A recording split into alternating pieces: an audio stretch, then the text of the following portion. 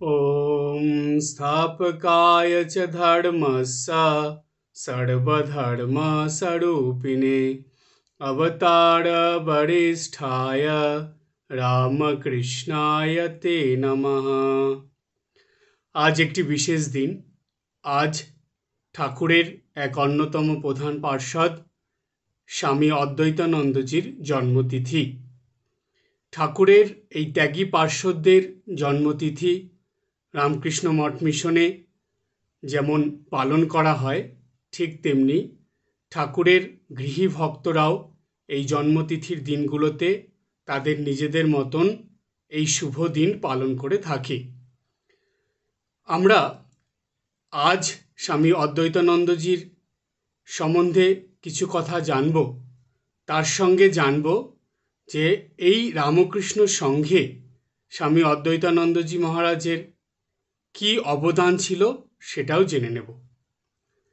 প্রথমে আমরা স্বামী অদ্বৈতানন্দজি সম্বন্ধে অল্প কিছু কথা জেনে নিই। অদ্বৈতানন্দজি মহারাজের সম্পূর্ণ নাম ছিল গোপালচন্দ্র ঘোষ। তিনি সিথি গোপাল বলে পরিচিত ছিলেন। সিথির গোপালচন্দ্র ঘোষ তিনি ঠাকুরের কাছে আসার আগে তার পত্নী বিয়োগ হয়েছিল, অর্থাৎ তার স্ত্রীর মৃত্যুর পরে তিনি খুবই শোকাহত হয়ে পড়েছিলেন এবং তখন তার মনে হয়েছিল যে এই জগৎ সংসার বা এই সংসার অনিত্য, এখানে সুখ বলে কিছু নেই, এইখানে জীবনযাপন করে যে সুখ শান্তি আনন্দের পিছনে মানুষ ছোটে সেটা অনিত্য।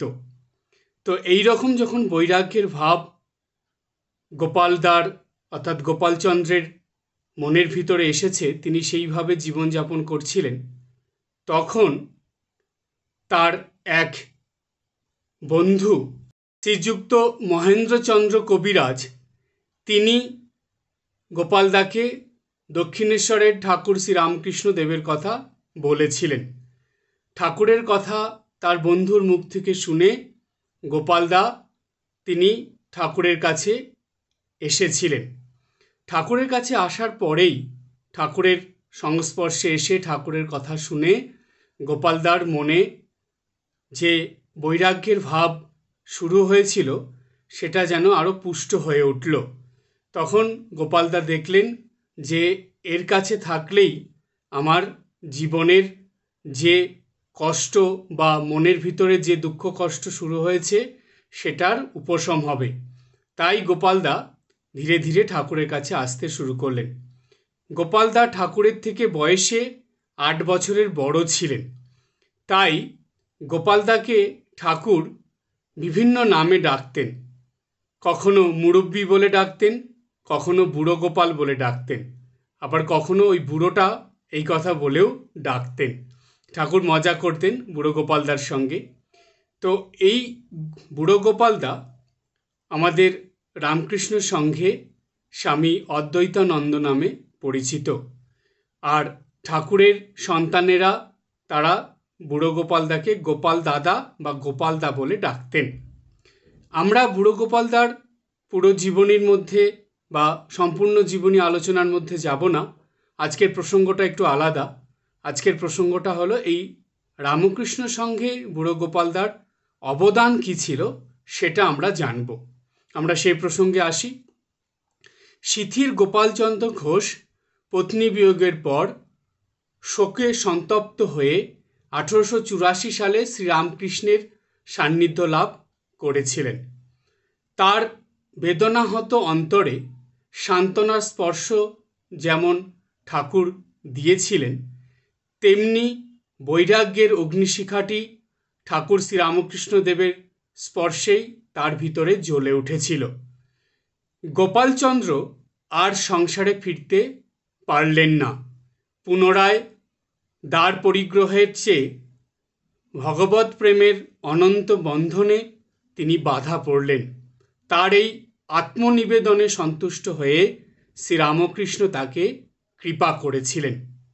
কাশীপুরের আগে দক্ষিণেশ্বরে অবগুণ্ঠনবতী সহধর্মিণী শ্রী সারদাকে ঠাকুর তার নিত্যদিনের সাংসারিক কাজে সহায়তা করার জন্য যে দুজন শুদ্ধ ভক্তকে নির্বাচিত করেছিলেন তারা ছিলেন লাটু মহারাজ ও গোপাল দাদা। শ্রীরামকৃষ্ণ আদর করে, অর্থাৎ ঠাকুর শ্রীরামকৃষ্ণদেব আদর করে বা মজা করে গোপাল দাদাকে কখনো মুরব্বি বলতেন, কখনো বুড়ো গোপাল, কখনো বা বুড়ো লোকটা এই বলে ডাকতেন। ঠাকুরের এই অভিনব ও বিচিত্র লীলা দেখে স্বামীজি অর্থাৎ স্বামী বিবেকানন্দ মজা করে বলতেন, ঠাকুরের কাণ্ড দেখো, বাপের বয়সী বুড়োকেও শিষ্য করেছেন। দক্ষিণেশ্বর, শ্যামপুকুর ও কাশীপুর ঠাকুরের এই 3 লীলাস্থলে ঠাকুর তার সেবার ভার যাদের উপরে ন্যস্ত করেছিলেন বা যারা ঠাকুরের সেবার করার ভার নিজেদের উপর নিয়েছিলেন, আর নিত্যদিন যারা এই ঠাকুরের সেবা করার যে ব্রত সেটা উদযাপন বলে মনে করতেন বা সেই ব্রত নিয়ে যারা এগিয়ে চলতেন, এই গোপাল দাদা তাদের মধ্যে অন্যতম ছিলেন। বিভিন্ন স্মৃতিকথা ও কথামৃত গ্রন্থে বহু প্রমাণ ছড়িয়ে আছে। কাশীপুর উদ্যানবাটিতে ঠাকুর শ্রীরামকৃষ্ণ দেবের লীলার একটি অবিস্মরণীয় ঘটনার সঙ্গে গোপাল দাদার নাম চিরতরে যুক্ত হয়ে আছে। সেই ঘটনাটি আমরা এখন জেনে নেব। নরেন্দ্রনাথ ও অন্যান্য ত্যাগী ভক্তেরা বৈরাগ্য সাধন অবলম্বনে জগতের হিত সাধনের যে সংকল্প অনতি ভবিষ্যতে গ্রহণ করবেন তারই সূচনা ও অভিষেক সেই প্রতীক্ষিত সন্ধিলগ্নের আলোটি ঠাকুর শ্রীরামকৃষ্ণদেব যেন নিজের হাতে জ্বালিয়ে দিয়েছিলেন এই কাশীপুরেই।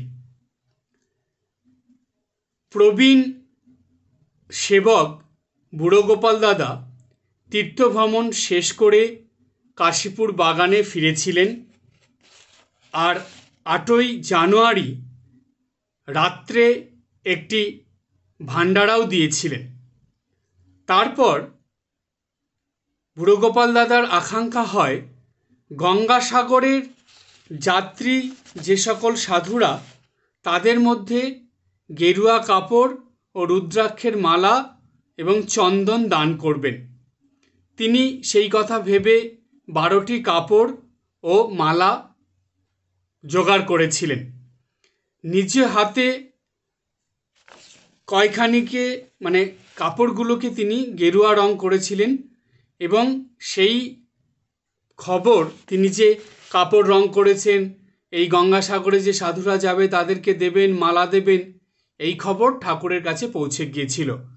ঠাকুর শ্রীরামকৃষ্ণদেব এই খবর পেয়ে বুড়ো গোপালদাকে ডেকে পাঠালেন। বুড়ো গোপালদাকে ডেকে পাঠিয়ে ঠাকুর বুড়ো গোপালদার মনের যে আশা বা আকাঙ্ক্ষা ছিল সেটা তো ঠাকুর জানতেন, কিন্তু তিনি বুড়ো গোপালদাকে জিজ্ঞেস করলেন যে তিনি কি করতে চান বা তার মনের কি আশা, সেটা বুড়ো গোপালদা সেটা ঠাকুরকে জানালেন।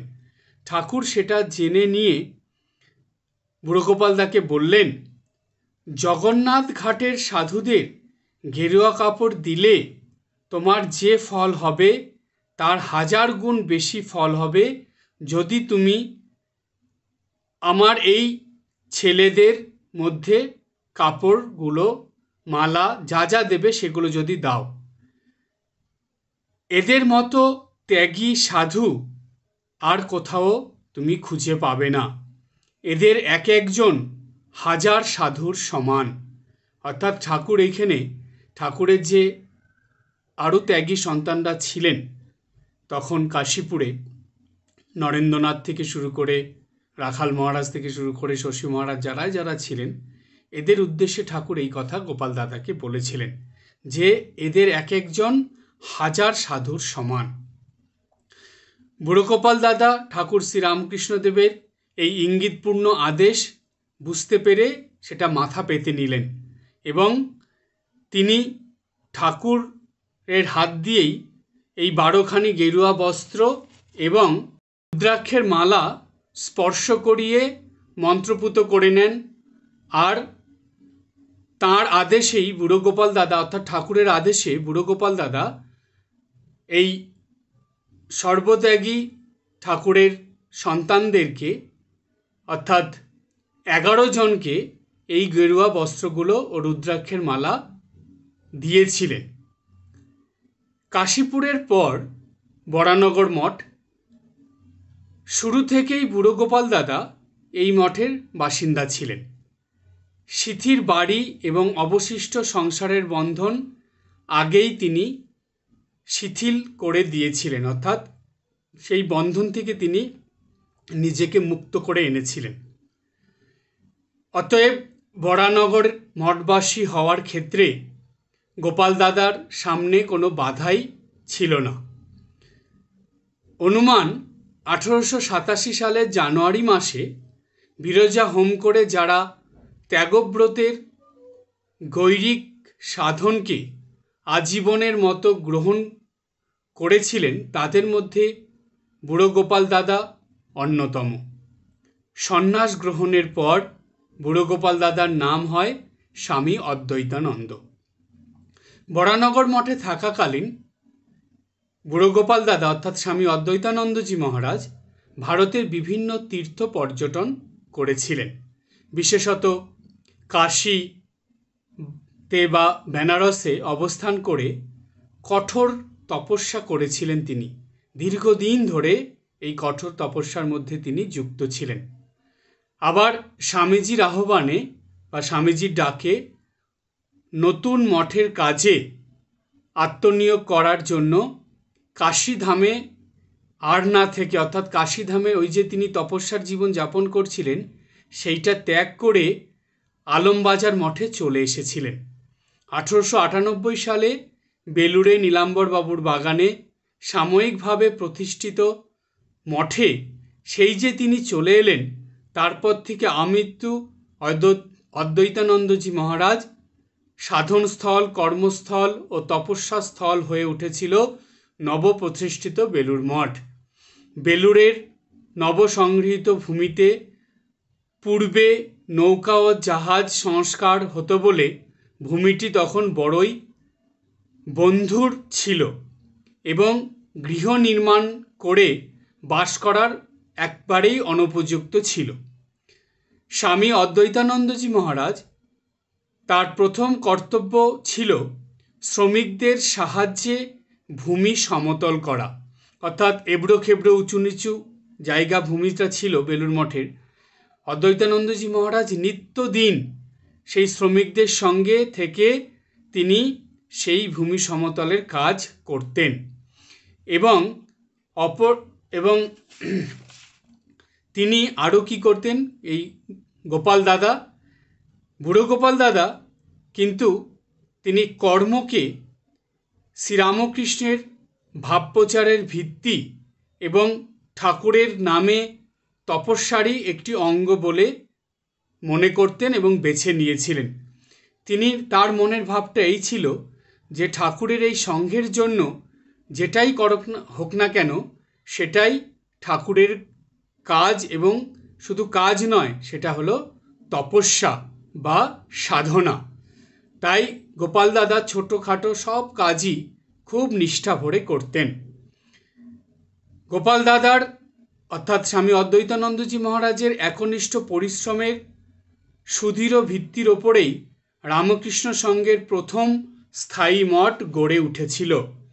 তার যত্নের ফলে তখন মঠের বাগানে পূজার ফুল, ভোগের সবজি, বিভিন্ন রকম ফল, এছাড়াও নানা রকম তরি তরকারি সব কিছু এমনভাবে উৎপন্ন হতো যে সেটা সবসময় ভরে থাকতো, অর্থাৎ ঠাকুরের নিত্য সেবায় ফুল ফল সবজির কোনো অভাব হতো না।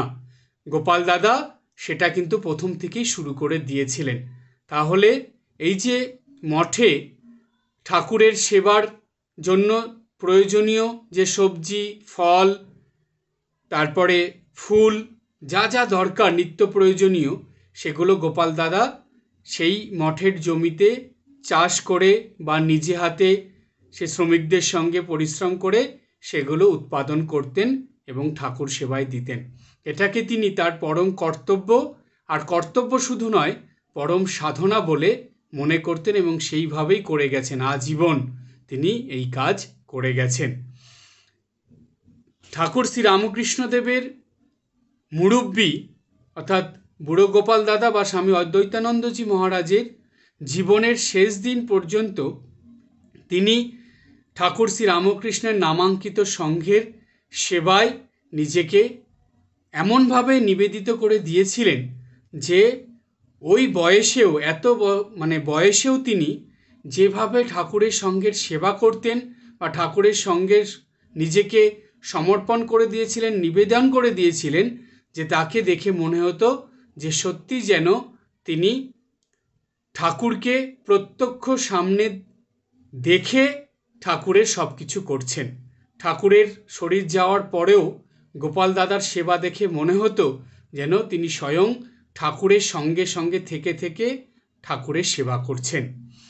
এমন ছিল গোপাল দাদার নিত্যদিনের কর্ম, অর্থাৎ এই সংঘের জন্য তিনি এই রকম কর্ম করে গেছেন। মঠের কাজে তিনি সদা সর্বদা সুশৃঙ্খলভাবে সব কাজ করতেন, সত্যনিষ্ঠ থাকতেন, নিয়ম মেনে চলতেন এবং অনিন্দনীয় পরিপাঠ্যে অর্থাৎ নিন্দনীয় হয় এরকম কোনো কিছু তিনি কখনো করতেন না। এগুলো সর্বতোভাবে তিনি পরিত্যাগ করে চলতেন। অর্থাৎ তার দ্বারা যাতে ক্রমাগত এই সংঘের বা এই মঠের উন্নতি হয়, সব দিক থেকে ভালো হয়, তিনি সেই চেষ্টাই করে যেতেন। এছাড়াও স্বামী অদ্বৈতানন্দজি যে শুধু কর্মে বা কাজের মধ্যেই নিজেকে ব্যস্ত রাখতেন তা নয়, তার নিত্যদিনের কতগুলো অভ্যাস ছিল। তার মধ্যে নিয়মিত বা নিত্যদিন গীতা পাঠ তিনি করতেন। এছাড়া স্বামীজির নির্দেশে ওই বেশি বয়সে অর্থাৎ বৃদ্ধ বয়সেও লঘু কৌমুদী নামে একটি গ্রন্থ তিনি পড়েছিলেন। দেহ ও মন দুটিকেই তিনি নিয়োজিত রেখেছিলেন কর্মে ও সাধনায়। শ্রীমা সারদা দেবী একবার স্বামী অদ্বৈতানন্দজিকে বলেছিলেন, মঠও তো একটা সংসার, তাই এই মঠের প্রতি যত্নশীল হয়ে মঠের সকল কাজ করতে হয়। এই স্বর্গীয় সংসারের সেবায় নিজের জীবন সম্পূর্ণ উৎসর্গ করে দিয়েছিলেন স্বামী অদ্বৈতানন্দজি মহারাজ। তাই বেলুড় মঠ স্থাপন হওয়ার পর থেকে বেলুড় মঠকে সমতল করে তোলা এবং সেই সঙ্গে ঠাকুরের নিত্য সেবার ব্যবস্থা করা, সেই সঙ্গে মঠের সব কিছুর প্রতি দৃষ্টি রাখা এবং অত বয়সেও তিনি সবসময় কর্মে নিজেকে ব্যস্ত রেখেও শাস্ত্রপাঠ করে তিনি সাধন ভজনের জন্য অনেকটাই সময় অতিবাহিত করতেন। অর্থাৎ নিত্যদিন ভোরবেলা থেকে রাত পর্যন্ত তিনি নিয়ম মেনে চলতেন। স্বামীজির কথা তিনি গুরুবাক্য বলে মেনে নিতেন এবং মঠের কাজের জন্য স্বামীজি যেমন নির্দেশ দিতেন সেটা তিনি মাথা পেতে মেনে নিয়ে সেই কাজই করতেন। আর ছোট বড় সকল কাজের মধ্যে গোপাল দাদার অর্থাৎ স্বামী অদ্বৈতানন্দজির এত নিষ্ঠা ছিল, তার কাজ দেখে, তার শাস্ত্রপাঠ সাধন ভজন দেখে মনে হতো তিনি যেন ঠাকুরকে সদা সর্বদা সঙ্গে নিয়ে ঠাকুরকে দেখে এবং ঠাকুরের চরণে নিজেকে সম্পূর্ণ সমর্পণ করে দিয়ে সব কিছু করতেন। তাই রামকৃষ্ণ সংঘের ইতিহাসে গোপাল দাদার এই বেশি বয়সেও এই যে সংঘের গড়ে ওঠার জন্য যে সেবা তিনি আমৃত্যু অর্থাৎ জীবনের শেষ দিন পর্যন্ত করে গেছেন, তার কোনো তুলনা নেই। সেই অবদান কখনো ভোলা যাবে না। তাই আজ এই দিনে গোপাল দাদার কথা মনে করে আমাদের সকল ত্যাগী এবং গৃহী ভক্তদেরকে এই সংকল্প মনে মনে করতে হবে যে আমরাও যাতে নিত্যদিনের জীবনে বা জীবনযাপনের মধ্যে ঠাকুরের কাজের জন্য নিজেদেরকে সমর্পণ করে দিতে পারি এবং ছোট বড় সকল কাজ যেন আমরা খুবই নিষ্ঠার সঙ্গে সম্পূর্ণ করতে পারি, আর সেই সঙ্গে ঠাকুরকে ভালোবেসে নিত্যদিন সাধন ভজন করে ঠাকুরের সঙ্ঘের জন্য কিছু না কিছু কাজ করে নিজেদের জীবনকে ধন্য করে তুলতে পারি। স্বামী অদ্বৈতানন্দজি মহারাজ তার জীবন দিয়ে এই শিক্ষাই দিয়ে গেছেন, আর সেই কারণেই রামকৃষ্ণ সংঘে স্বামী অদ্বৈতানন্দজি মহারাজের ওই বয়সেও যে অবদান, সেটা চিরস্মরণীয়, কোনো দিন ভোলার নয়। তাই আজকের দিনে সেই মহারাজের চরণে আমাদের সবার শতকোটি প্রণাম আমরা জানাই এবং মহারাজের কাছ থেকে আমরাও যাতে জীবনের শেষ দিন পর্যন্ত নিজের কথা ভুলে ঠাকুরের সঙ্ঘের জন্য কাজ করে যেতে পারি, এই প্রার্থনাই আমরা করি। আজকে এই পর্যন্ত। সবাই ভালো থাকবেন, হাসি খুশি আনন্দে থাকবেন। ওম জননীং শারদাম দেবীম রামকৃষ্ণম জগদ্গুরুম পাদপদ্মে তয়ো শ্রিত্বা প্রণমামি মুহুর্মুহুঃ।